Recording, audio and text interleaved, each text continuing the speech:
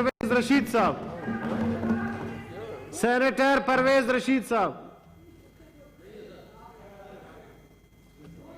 جی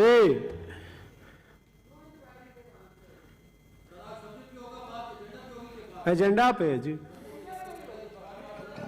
جی آپ ایجنڈا شروع کریں پرویز رشید صاحب. جی پرویز صاحب. بہت شکریہ چیئرمین صاحب. مجھ سے اپوزیشن کی طرف سے یہ شکایت ہمیشہ رہتی ہے کہ ہم کبھی کوئی اچھی بات نہیں کرتے، غلطیوں کی نشاندہی زیادہ کرتے ہیں، لوگوں کے لیے اچھی خبروں کی بجائے بری خبریں جو ہیں ان کو جنم دیتے ہیں. تو میں چاہتا ہوں کہ آج اچھی بات سے اپنی تقریر کا آغاز کروں. جناب والا، آپ کو یاد ہوگا کہ جمعے والے دن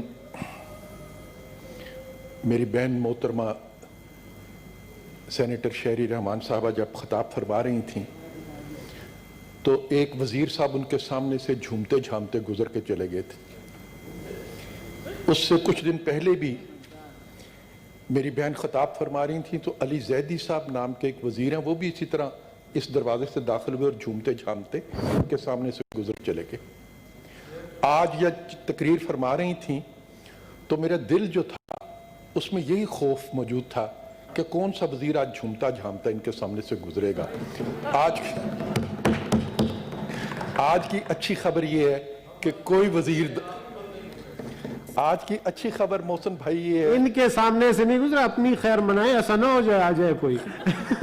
جی پرویز صاحب. میں تو سر برداشت کرنے والا ہوں، جو ناانصافیاں ابھی تک ہوئی ہیں وہ برداشت کی، اس کو بھی برداشت کر لوں گا. لیکن یہ اچھی خبر ہے، باوجود اس کے کہ میری شکایت آپ نے سنی لیکن آپ نے اس پہ کوئی تنبیہ جاری نہیں کی جیسے آپ ہمیں جاری کرتے ہیں. تنبیہ جاری ہو گئی تھی اسی دن. اس کے باوجود اگر آج کوئی نہیں گزرا اس طریقے سے تو میں اس پہ ان کو خراج تحسین پیش کرتا ہوں اور مبارکباد بھی دیتا ہوں.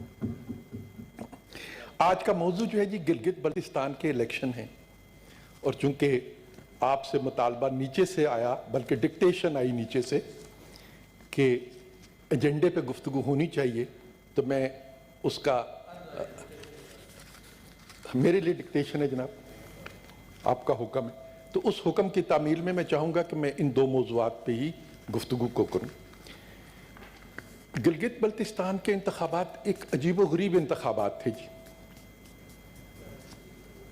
عجیب و غریب انتخابات اس طریقے سے تھے کہ پاکستان پیپلز پارٹی کو اور پاکستان مسلم لیگ نون کو تو یقیناً کبھی منتخب ہونے دینا ہی نہ تھا، کیونکہ یہ کہہ دیا گیا ہے، کتابوں میں لکھ دیا گیا ہے کہ انہیں منتخب نہیں ہونے دینا، اور اس کے لیے جو بھی حربہ استعمال کرنا پڑے وہ کر لیا جانا چاہیے.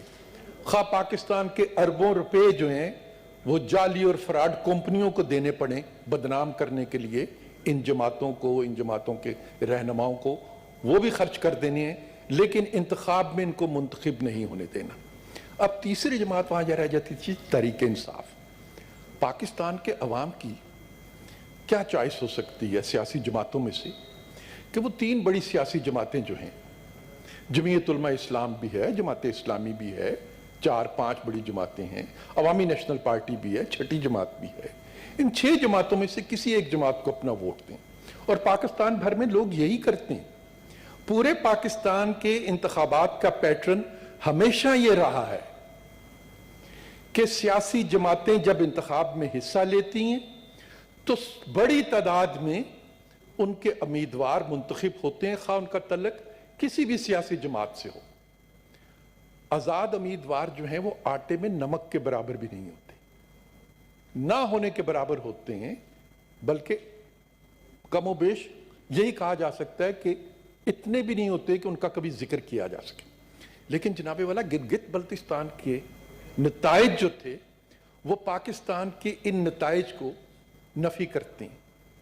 خود گلگت بلتستان اپنے جو ماضی کے انتخابات تھے اس میں جو ان کی روش رہی اس کی بھی وہ نفی کرتے ہیں، کیونکہ اس سے پہلے وہ سیاسی جماعتوں کو ہی منتخب کرتے تھے۔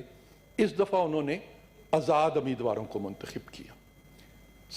چلیں، پاکستان پیپلز پارٹی کو انہوں نے منتخب نہیں کیا، پسند نہیں کرتے ہوں گے، نہیں کیا، یہ ان کی آزادی ہے۔ پاکستان مسلم لیگ نون کو منتخب نہیں کیا، وہ پاکستان مسلم لیگ نون سے خوش نہیں تھے، نہیں کیا، یہ ان کی آزادی ہے، وہ نامنتخب کریں کسی کو۔ تحریک انصاف کو بھی انہوں نے منتخب نہیں کیا۔ کیوں نہیں کیا؟ کیونکہ جو پاکستان میں 2.5 سال کی ان کی کارکردگی تھی اس کے بعد یقیناً کسی کو انہیں ووٹ نہیں دینا چاہیے۔ گلگت بلتستان کے لوگوں نے بھی ان کو ووٹ نہیں دیا، اپنے آزاد امیدوار انہوں نے جتا لیے۔ لیکن جناب والا وہ آزاد امیدوار جیتنے کے بعد کرتے کیا ہیں کہ جس جماعت کو وہ صوبے کے عوام ووٹ نہیں کرنا چاہتے، جس جماعت کو وہ ہرا کے آزاد امیدوار انتخاب جیتتا ہے، وہ اسی جماعت میں شامل ہو جاتا اور گلگت بلتستان میں ان کی حکومت بن جاتی یا بنوا دی جاتی۔